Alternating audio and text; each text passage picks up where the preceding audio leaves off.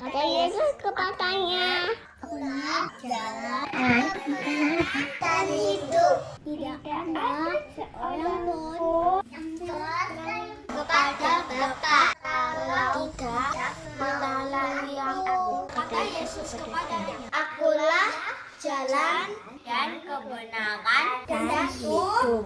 Tidak ada seorang pun yang datang kepada Bapa kalau tidak melalui aku." Kata Yesus kepadanya, "Akulah jalan dan kebenaran dan hidup. Tidak ada seorang pun yang datang kepada Bapa kalau tidak melalui aku."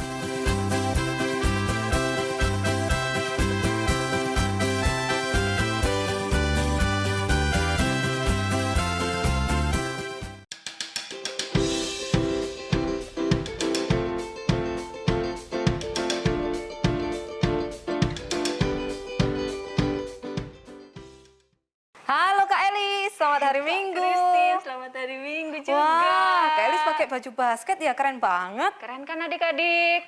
Kak Kristin juga pakai baju basket nih. Iya. Tapi hari Minggu pakai baju basket, kan mau ibadah Kak. Kenapa kita pakai baju olahraga? Kak Kristin, adik-adik tahu nggak? Ternyata di Alkitab itu diceritakan ini hanya sebagai sebuah simbol bahwa kita itu anak-anak Tuhan juga diumpamakan seperti olahragawan, atlet nih. Oh, Kak gitu. Kristin suka basket ya? Iya. Olahraga apapun. Biasanya atlet atau olahragawan harus berlatih sungguh-sungguh kan Kak? Supaya sehat, kuat kan? Nah, ternyata ibadah kita pagi ini setiap minggu kita ikuti itu adalah melatih rohani kita supaya menjadi anak-anak Tuhan yang sehat rohaninya, Kak. Dikuatkan imannya, Kak. Jadi ini sebagai simbol bahwa kita harus tetap ibadah dengan sukacita, dengan senang, dengan sungguh-sungguh tanpa paksaan supaya kita kuat rohani kita. Oh, ada lagunya tuh Kak, yang duduk senang, berjalan senang. Ayo Kak, kita ajak adik-adik di rumah untuk sama-sama bernyanyi memuji Tuhan.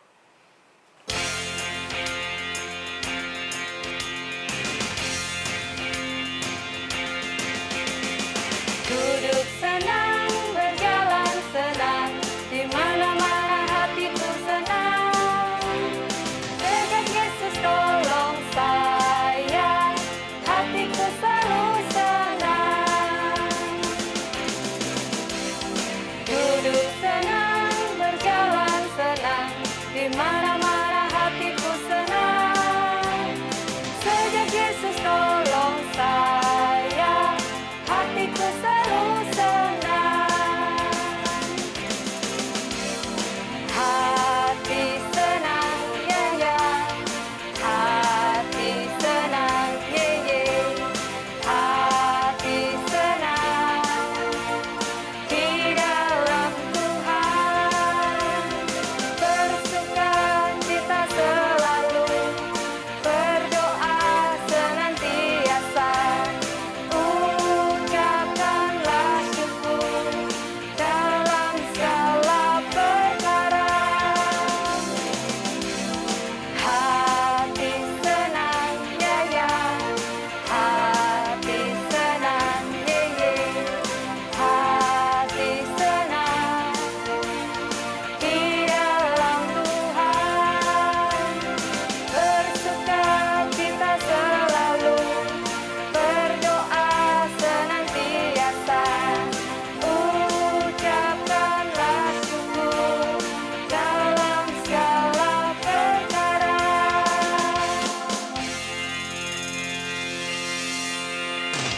Adik-adik, mari kita masuk di dalam doa. Kita akan memohon Tuhan memimpin ibadah kita pagi ini. Mari kita berdoa. Tuhan Yesus, terima kasih untuk pagi yang indah ini. Dengan penuh sukacita dan rasa syukur, dengan penuh semangat yang baru, kami mau mengikuti ibadah. Tuhan, tolong kami, berkati kami. Siapapun yang mendampingi kami hari ini sama memiliki semangat yang luar biasa untuk diberkati lewat pujian, lewat juga firman Tuhan, aktivitas, ayat hafalan, dan semua kegiatan ibadah pada saat ini menjadikan kami anak-anak Tuhan yang penuh semangat dan semakin menjadi anak Tuhan yang menyenangkan hati Tuhan. Terima kasih Tuhan, di dalam nama Tuhan Yesus kami sudah berdoa.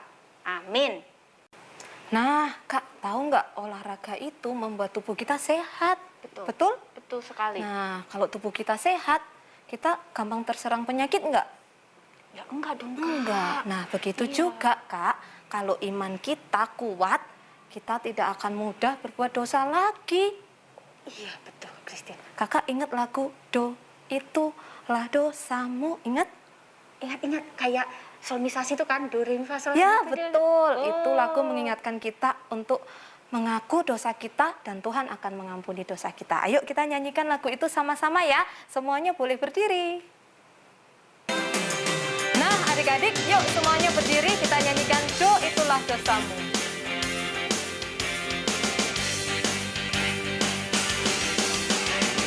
Do itulah dosamu, relakan hatimu, minta pada Yesus, pahami firman-Nya. Oh, sobatmu yang setia, lama menunggumu, sing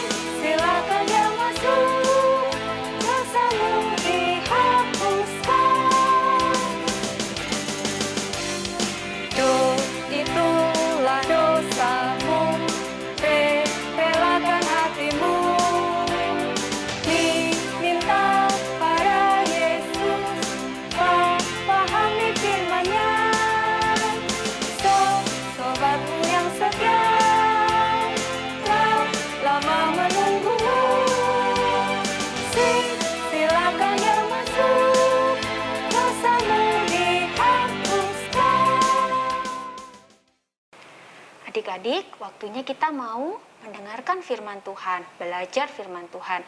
Mari kita siapkan hati kita, pikiran kita untuk bersama-sama diberkati oleh firman Tuhan. Kita mau menyanyikan pujian, ku mau mendengar firman Tuhan.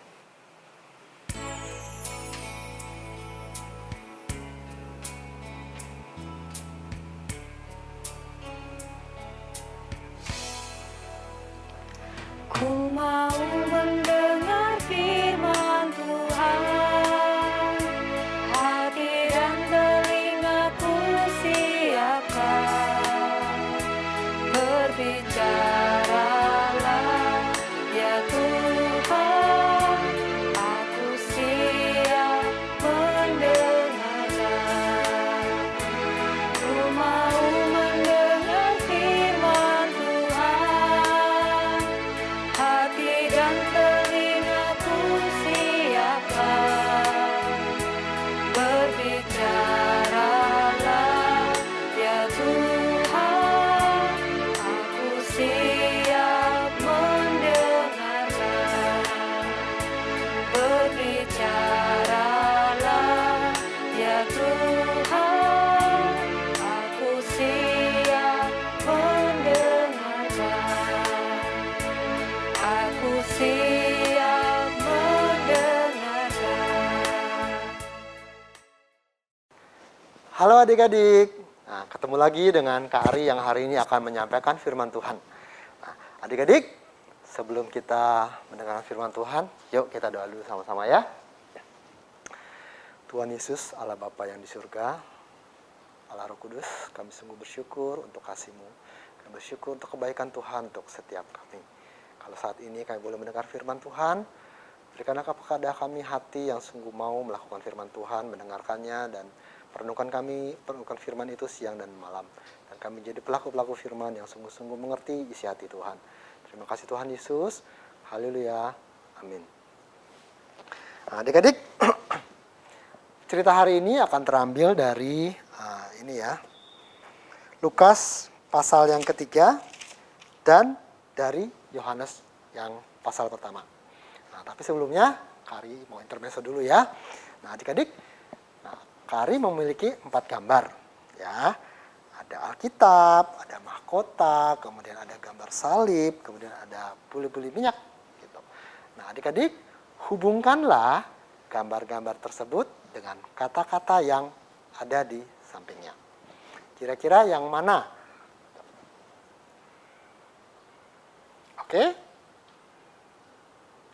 Ya, oke adik-adik, sudah ketemu jawabannya? Ya, oke, yang pertama ya. Kita cari yang mudah dulu. Nah, kalau kata Tuhan, ya, kata Tuhan itu ikut gambar yang mana? Iya, betul. Nah, gambarnya adalah mahkota, ya. Tuhan menunjukkan Allah yang pencipta semesta alam yang berotoritas atas segalanya. Jadi dia memakai mahkota. Betul sekali. Yang kedua, apa adik-adik? Gambar tulisan penasihat ajaib dengan gambar Alkitab. Benar sekali. Alkitab itu adalah sumber segala hikmat dan pengajaran dari Tuhan sendiri. Sehingga Alkitab ini bisa menjadi penasihat untuk hidup kita. Jadi kita bisa katakan penasihat ajaib sesuai dengan gelarnya daripada Tuhan Yesus. Berikutnya yaitu Yesus ya. Yesus itu cocok dengan yang mana, gambar apa? Gambar? Betul, gambar salib. Nah, Tuhan Yesus itu mati di kayu salib. Sehingga ketika kita melihat salib, kita melihat pengorbanan Tuhan Yesus di kayu salib. Ya. Oke, betul sekali. Yang keempat. Nah, paling gampang. Tinggal satu ya. Berarti yang keempat adalah Kristus yang berkaitan dengan gambar buli-buli minyak. Yang artinya, adik-adik, artinya adalah yang diurapi gitu. Pada zaman dulu adik-adik, seorang yang dipilih untuk menjadi imam gitu ya, dia diurapi dengan minyak gitu. Nah, adik-adik, hari ini Kari akan bercerita tentang seseorang yang bernama Yohanes. Yohanes itu adalah seseorang yang anak dari seorang bapak bernama Zakaria dan ibunya Elizabeth. Nah, Bapak Yohanes ini punya ciri yang khusus adik-adik. Dia suka pergi ke hutan. Dia suka mengembara gitu ya. Setelah dia belajar firman Tuhan, dia pergi ke tempat-tempat yang jauh. Untuk apa adik-adik? Ternyata dia pergi untuk menyampaikan kabar. Mempersiapkan kabar tentang kedatangan Tuhan Yesus. Nah adik-adik, jadi dia pergi ya, dari satu kota ke kota lain, kemudian sampailah dia di suatu tempat di tepi Sungai Yordan, gitu adik-adik. Nah dia memakai baju berupa jubah dari kulit unta. Kemudian dia juga makannya belalang dan juga madu hutan, gitu ya adik-adik. Nah, cirinya gampang kalau kita melihat kalau ada yang pakai baju bulu seperti bulu unta pasti itu Yohanes. Ya. Yohanes ini adalah seseorang yang berani. Dia itu berani menegur banyak orang. Dia misalnya pergi suatu tempat gitu ya, kemudian dia berteriak, bertobatlah, gitu ya. Persiapkan hatimu untuk kedatangan Tuhan gitu ya. Nah, terus kemudian dia mengatakan dengan berani, dia menyampaikan firman Tuhan dengan penuh hikmat sehingga orang-orang yang mendengarnya yang tadinya marah karena diberitahu kesalahan dan dosanya menjadi hatinya menjadi mau menerimanya, mau mendengarnya gitu. Hatinya diubahkan gitu loh oleh kuasa dari Roh Kudus. Nah, adik-adik, Yohanes ini sering berkhotbah ke mana-mana gitu ya. Suatu ketika dia sedang berkhotbah di tepi Danau Galilea.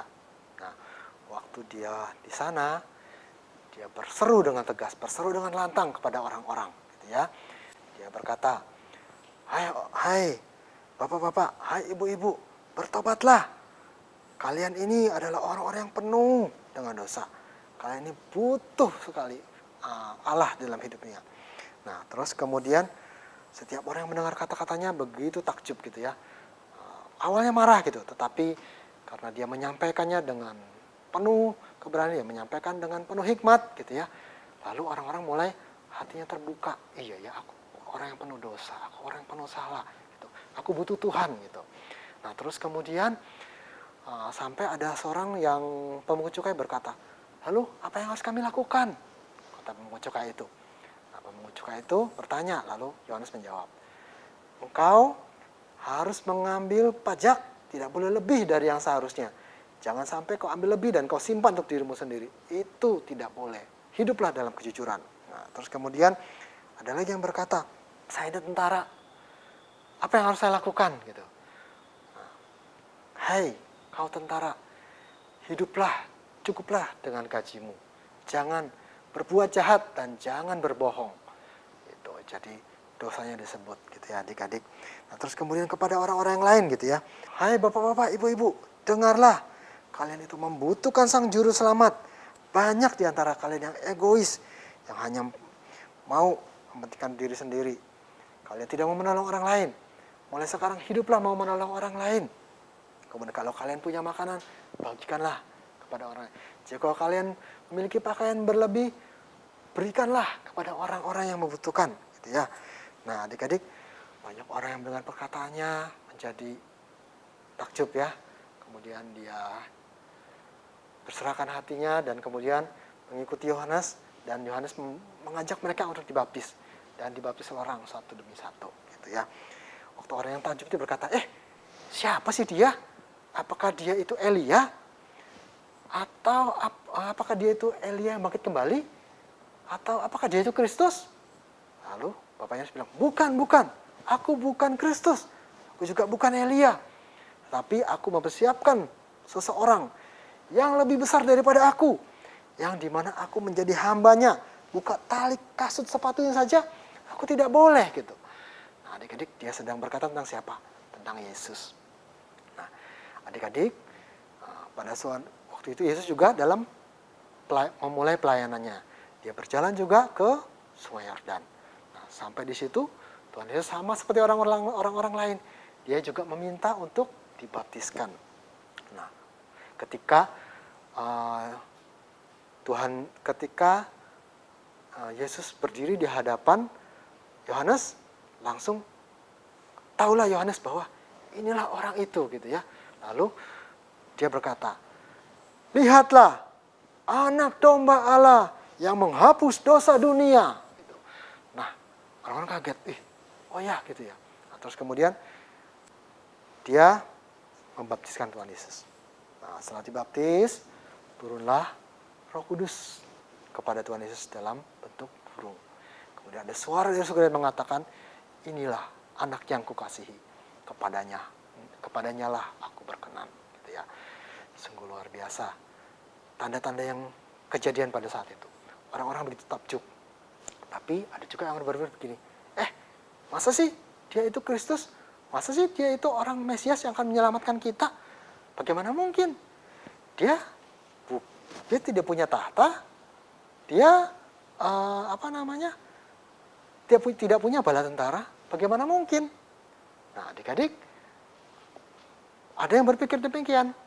Nah, tetapi belakangan mereka kemudian menyadari bahwa sebenarnya Yesus itu punya kerajaan yang bukan melebihi kerajaan biasa, tapi kerajaan yang melampaui seluruh bumi, dan bahkan kerajaan yang kekal, yang berlangsung selama-lamanya sampai pada kesudahan, adik-adik. Nah, adik-adik, waktu Yohanes berbicara dan berseru kepada orang-orang tentang pertobatan, ya adik-adik. Nah, adik-adik tahu nggak? Kenapa sih Yesus itu disebut anak domba Allah? Ya, adik-adik. Nah, pada zaman dulu memang orang Israel ketika dia berdosa, dia harus minta ampun agar dosa diampuni. Dengan cara datang kepada imam, membawa korban bakaran berupa anak lembu, anak domba gitu ya. Kalau yang orang miskin membawa burung yang kecil gitu untuk dibawa gitu. Tapi Tuhan Yesus kenapa disebut domba? Karena dia adalah anak domba yang dari Allah yang diutus ke dunia ini untuk mati di kayu salib, menggantikan semua domba-domba korban yang tidak sempurna itu. Dia akan menjadi korban yang sempurna yang menghapusi dosa seluruh umat manusia. Nah, adik-adik, namun dia ingin setiap kita bertobat dengan sungguh-sungguh. Ya, adik-adik. Nah, bertobat itu apa sih artinya, adik-adik? Bertobat itu artinya ketika kita melakukan dosa, kita bersalah, kita mengakuinya, kita minta ampun, dan kita membenci dosa-dosa itu, dan kita tidak melakukannya lagi. Nah, tapi kalau kita melakukannya lagi itu gimana? Misalnya, adik-adik pasti punya saudara ya. Adik-adik mungkin ada sebagai kakak atau sebagai adik. Ketika adik-adik melakukan kesalahan dengan cara misalnya memukul adik atau memukul kakak kalian, menyakiti mereka. Kemudian adik-adik minta maaf nih. Kak, aku minta maaf gitu. Atau Dik, aku minta maaf. Tapi kalau kemudian suatu saat adik-adik melakukannya lagi, memukul adik-adik saudara kalian kembali, itu bukan bertobat. Itu belum sungguh-sungguh bertobat. Kalau bertobat itu berarti sungguh-sungguh aku menyesal, aku nggak mau, aku benci kelakuanku, aku nggak mau melakukan itu lagi. Nah, itulah artinya bertobat, gitu ya adik-adik. Namun adik-adik, memang kita ini seringkali lemah. Kita ini seringkali penuh dengan kesalahan. Kita bisa juga setelah bersalah, kita melakukannya lagi, kita mengulangi kembali. Nah, sebetulnya kita itu membutuhkan Roh Kudus. Kita membutuhkan Roh Tuhan yang hadir, yang mengubahkan hati kita. Supaya hati kita yang keras, supaya hati kita yang kasar, hati kita yang egois, hati kita yang penuh dengan hal yang tidak baik itu dilembutkan, diubahkan. Jadi adik-adik, jikalau masih di antara kita yang punya salah gitu ya adik-adik. Nah, misalnya adik-adik ada yang pasti sekarang kan lagi zaman online nih gitu ya, sekolah online, apa-apa online. Nah, kemudian orang tua bilang, ayo jangan sampai kalian ini ya, jangan sampai kalian berlebihan bermain gadgetnya atau mungkin bermainnya gitu. Tapi kadang-kadang kita lupa, kita sampai lupa waktu, sampai belajarnya terbengkalai, tugas-tugas tidak selesai. Terus orang tua sudah melarang, kemudian kita bersembunyi-sembunyi gitu ya, kita main HP atau main apa gitu. Nah, itu tidak boleh adik-adik. Mungkin orang tua kita tidak tahu, tapi Tuhan tahu. Tuhan mau kita berbalik dari semua kesalahan kita, bertobat, sungguh-sungguh, taat aja gitu. Karena orang tua kita melarang kita pasti ada alasannya. Mungkin supaya hidup kita teratur, supaya hidup kita lebih baik gitu. Percaya saja. Nah, adik-adik, yuk kalau masih ada adik-adik yang punya masalah, punya dosa di hati yang belum adik-adik ungkapkan, yuk kita bawa ke dalam nama Tuhan Yesus ya. Yuk sekarang mari kita berdoa. Tuhan Yesus, hari ini kami datang ke hadapan-Mu. Kami tahu Tuhan, kami adalah orang yang berdosa. Dan kami tahu Tuhan adalah Tuhan yang maha baik. Namun Tuhan juga menuntut kami untuk bertobat secara sungguh-sungguh. Bukan bertobat yang seperti orang yang kumat lagi gitu. Tuhan tidak ingin kami seperti itu. Namun Tuhan, kami tahu kami penuh kelemahan. Kami mohon Roh Kudus Tuhan hadir di hati kami. Roh Kudus Tuhan melembutkan hati kami supaya kami bisa bertobat dengan sungguh-sungguh, dengan kekuatan yang daripada Tuhan. Tuhan, ampunilah segala dosa dan kesalahan kami. Kami penuh kelemahan. Hanya dalam nama Tuhan Yesus, darah Tuhan Yesus yang kudus itu yang mampu menyelamatkan kami dari segala dosa-dosa kami. Terima kasih Tuhan Yesus. Haleluya. Amin. Nah, adik-adik, kini saatnya kita akan menghafal ayat hafalan kita. Ayat hafalan kita terambil dari Lukas 3 ayat 3b. Bertobatlah dan berilah dirimu dibaptis, dan Allah akan mengampuni dosamu. Sekali lagi ya, Lukas 3 ayat 3b. Bertobatlah dan berilah dirimu dibaptis, dan Allah akan mengampuni dosamu. Kita sudah mendengarkan firman Tuhan, sekarang kita akan mengucap syukur untuk setiap berkat yang Tuhan berikan. Kita akan berikan persembahan, kita pujikan lagu untuk persembahan dulu ya.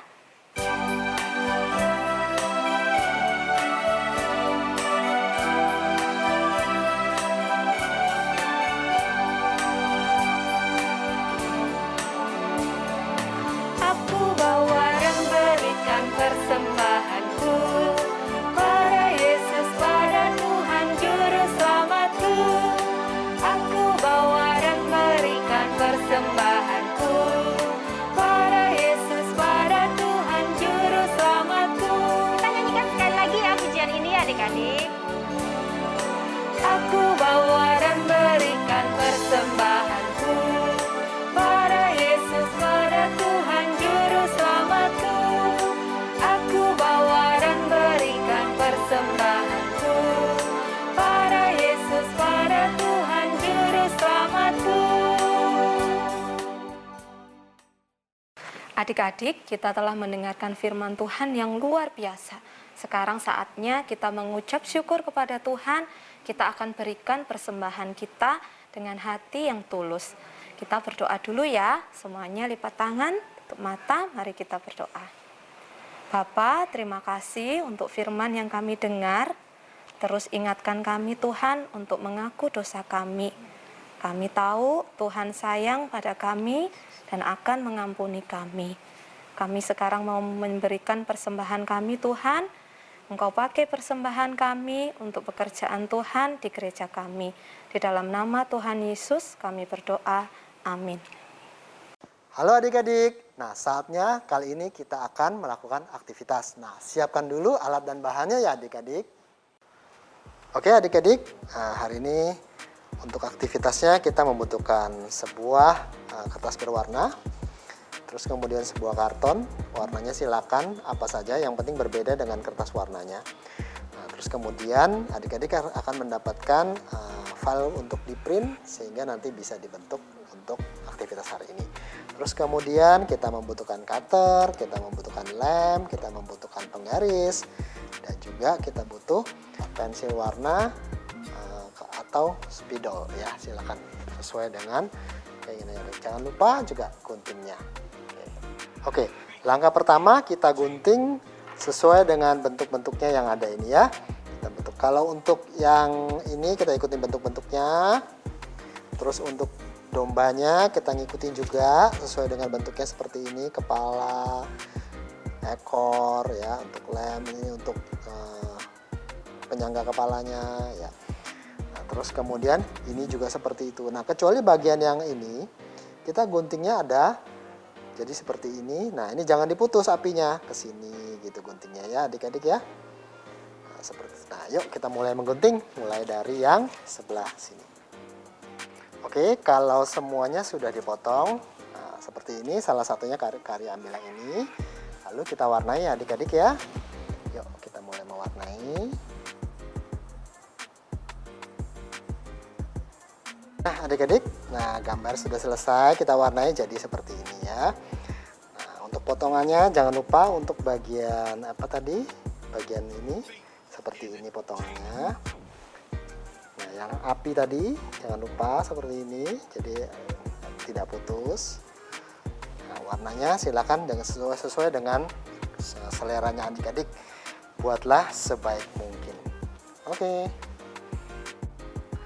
adik-adik. Nah, tadi karton yang tadi Kak Ari bawa itu kita gunakan, kita bentuk seperti ini. Pertama, kita potong dulu ya dengan ukuran. Nah, dari sini pertama adik-adik bagi dua dulu seperti ini gitu ya. Bagi dua, kemudian bagi dua.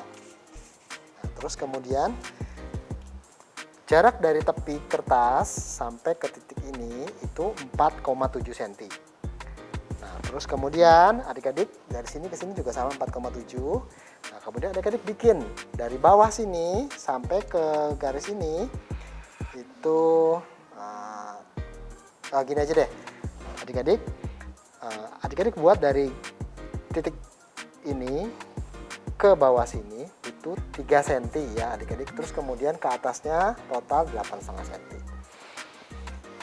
Jadi kalau kalian adik-adik mau lihat jadinya seperti ini. Nah, jadi kalau secara ukuran ya seperti ini. Nah kemudian penggaris yang kita ada tadi kita gunakan untuk membuat lubang di samping sini. Nah kemudian setelah jadi seperti ini. Jangan lupa dipotong bagian ini ya adik-adik pakai cutter. Terus sehingga adik-adik bisa menekuknya juga supaya dia bisa berdiri. Jadi begini, adik-adik bikin, adik-adik tekuk seperti ini. Nah, terus yang sebelah sini juga adik-adik tekuk. Terus bagian yang sini jaraknya 3 cm. Adik-adik tekuk dari sebelah sini. Tinggal ditekuk seperti ini. Itu biasanya Kak Ari dari belakang. Jadi Kak Ari bikin dari belakang. Kak Ari pasang dulu di sini. Baru Kak Ari tekuk. Nah, jadi seperti ini. Oke adik-adik. Nah, sekarang kita lem gambar dombanya. Lem sebelah sini ya, di sebelah sini.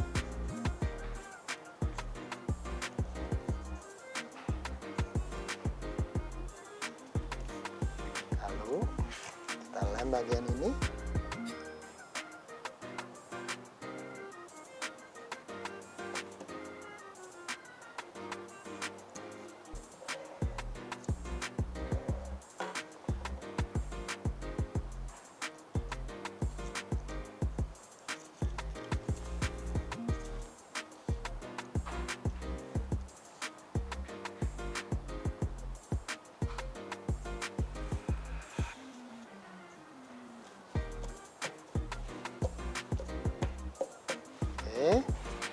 Kemudian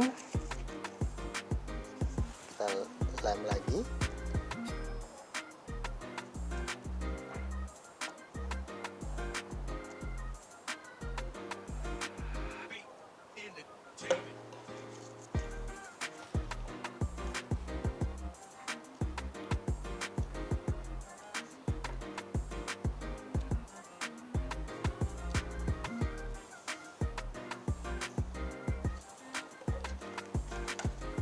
Sehingga membentuk seperti ini ya adik-adik.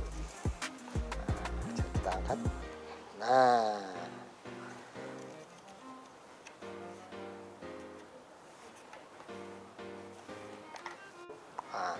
Ya adik-adik, ada satu lagi gambar yang berbentuk domba kubus ini ya adik-adik.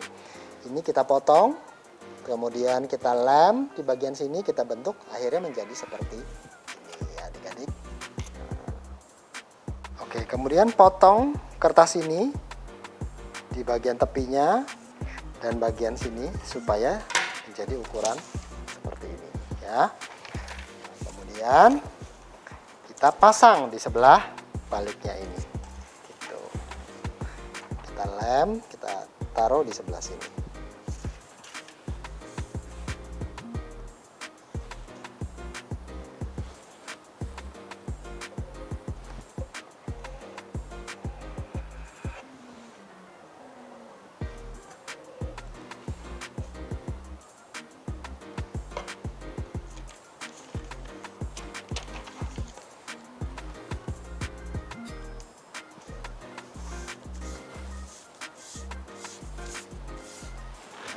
Sekarang bagian yang ini kita lem di sebelah sini. Jadi kita lipat dulu.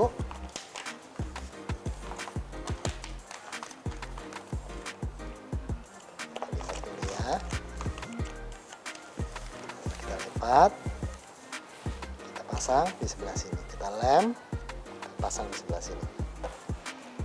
Lemnya cuma bagian sini aja adik-adik.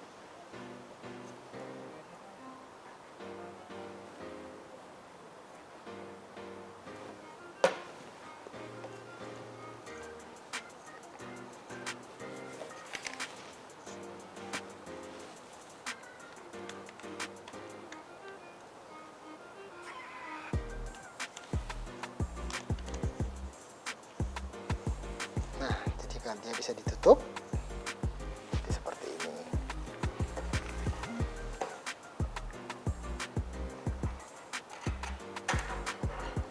Oke, sudah selesai.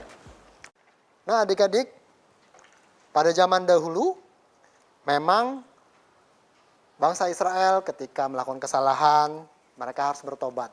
Pada saat mereka bertobat mereka harus mempersembahkan anak domba sebagai korban bakaran di mezbah korban bakaran. Nah, kemudian pada saat Yesus sudah lahir, hal itu sudah tidak lagi.